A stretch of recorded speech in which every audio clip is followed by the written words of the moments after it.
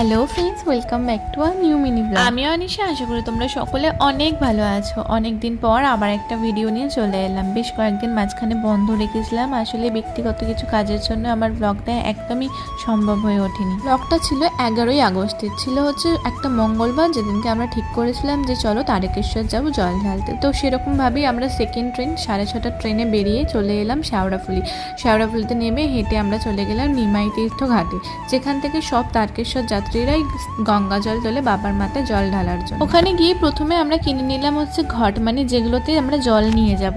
মা কিনেছিল মাটির, আমি প্লাস্টিকের। আমার এই ছাপাটা খুব পছন্দ হয়েছিল। তারপর আমরা চলে গেলাম গঙ্গা স্নান করতে। তো গিয়েই প্রথমে আমি ফার্স্ট ডুবটা মারলাম, বেশ ভালো লাগলো। সকাল সকাল গঙ্গা স্নান করার মজাটাই আলাদা। আমরা কিন্তু হেঁটে হেঁটে তারকেশ্বর যাওয়ার প্ল্যান করিনি, কারণ সেভাবে সঙ্গী পাইনি, আর সেটা খুব কষ্টকর ব্যাপার। সেটার সুযোগ যেদিনকে ভোলে বাবা দেবে সেদিনকে অবশ্যই যাব হেঁটে হেঁটে নিজের পায়ে।